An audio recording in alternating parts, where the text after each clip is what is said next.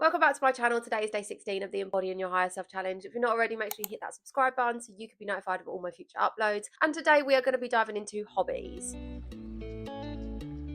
So when I think of my higher self, I think of somebody that actually has a life outside of work and building a business. So I'm currently working a corporate 9 to 5 and trying to build a business around that. But I also want to remember that I have a life outside of working and building the life that I want. So I then have thought about hobbies. So what I've been doing is I've been implementing certain hobbies into my life. I have been trying to actually get back to what I enjoy doing and bringing that more into my life every single day or every week, depending on what I'm doing that week. I am trying to do something that is going to just give me a bit of alone time, bit of relaxation and escapism from the real world. So I've recently painted my kitchen cupboards. This was something that I've wanted to do ever since moving in. So I bought my house just over a year ago, and the kitchen cupboards were something that I really hated. Now, I could not afford a whole new kitchen. So what I started to do is just Googling what I can actually do to make the room brighter and feel better and more of what I want without it being really expensive. So the one thing that I saw that a lot of people were doing, and it is affordable and really easy to do, was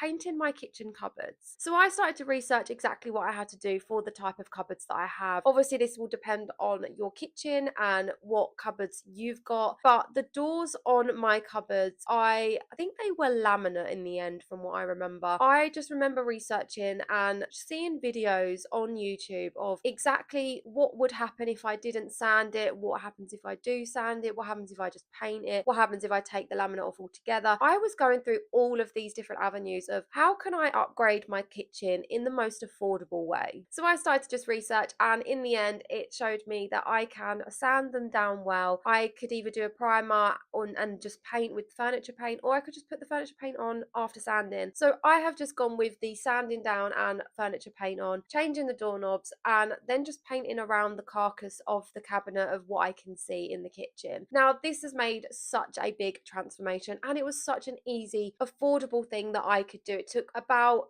2 days in all to do that, and that was just because of the space I had to actually take the cupboards off and sand them. I probably could have done this in a day. You can do this very affordable. The doorknobs that I got were, I think, about £3.50. The paint was about 20, I think, overall, and I think I paid about £2 for the roller and the paint tray. So it was a very affordable thing that I could do, and it was something that I really wanted to do as well. I wanted to be a bit more crafty around my home when it comes to actually decorating and making it feel more like a home I want to be part of. Obviously you don't have to DIY your house if you don't want to. These are just some things that I'm explaining what I've been doing. I've been putting up shelves, I've just been painting doors and just bringing a bit more colour into my home. But if you just want to have a few more hobbies and something that you find interesting to do that is not work, then you can do lots of different types of crafts. There is so many crafts that we can do. We could make something simple for Christmas or a holiday that's coming up. We can do painting. We could make our own frames and paint our own pictures for hanging in the living room, in the bedroom, wherever you are. In my office, it's very bland in here at the minute, so I am thinking about maybe designing my own paintings for in here. That is a very easy and affordable thing as well that we can do. I've also been trying to do crocheting. I have been doing puzzles. I've done colouring. I've got out some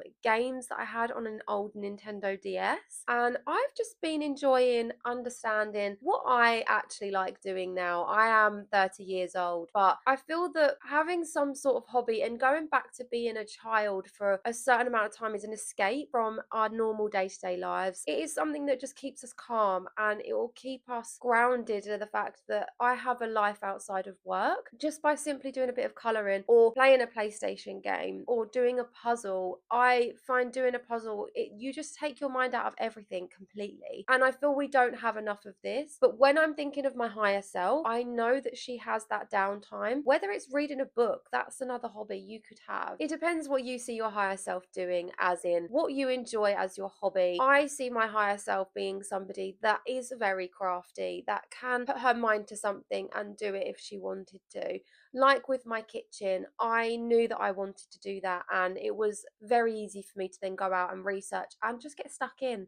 And I feel so good for that. And I know full well that my higher self would be doing these sorts of crafts. She wouldn't just be like, oh, I can't do that. She would have the strength and the energy to be able to research it and do the tasks that she will then make herself feel good about. This is where we need to remember, when we are becoming our higher selves, we have to look at all aspects, and that is down to how we are eating, how we are exercising, how we are looking after our bodies inside and out, what we are looking like, or how we are feeling. It comes around to all of these different aspects. This is why this is a 30-day challenge, and we are going step by step through all of the different things that you can start implementing to become your higher self. I feel like a hobby is such a big one because it just keeps us grounded. It keeps us coming back to who we are. Although we are changing and becoming our higher self, they are still going to have hobbies. Are you somebody that loves tennis and has a tennis tournament, or who does badminton or table tennis? There is so many different things out there that we can do to keep us excited about moving forward. We need to remember that we are trying to enjoy our life as well as become this version of ourselves that we are so proud of and we know we can be. If we are just focusing on the work aspect and building a successful life, this is where we can then start to become depressed and be a bit more down because we're not taking the time for ourselves. And this is where the hobbies come into it. We have to take time for ourselves and do things that we enjoy as well as working hard. I just want this to be your reminder. Find something, if you haven't already, that you enjoy doing. If you've not got any hobbies, I challenge you today to find one hobby that you can start doing today that you're going to enjoy. As I say, I've been trying out lots of different hobbies and I've just been having a lovely time doing this. I feel so much better by taking some time for me every now and then and going through old puzzles that I have forgotten about, colouring books, my old Nintendo DS, doing a bit of, I can't remember what it's called. I think it was a cooking game, but I haven't done that in so long. So when I was getting that out, I thought, wow, like this is taking me back. But it was so exciting at the same time, and I completely forgot about work and everything that I'm trying to do to be successful. And that's all that I have for you for this video. I really hope this has helped by looking at, do you have any hobbies, and do you need to start actually getting some hobbies to feel better about yourself and have some time for you every now and then. There are so many more tips to come, so make sure you like this video and hit that subscribe button so you can be notified of all my future uploads. And until next time, keep manifesting your biggest goals.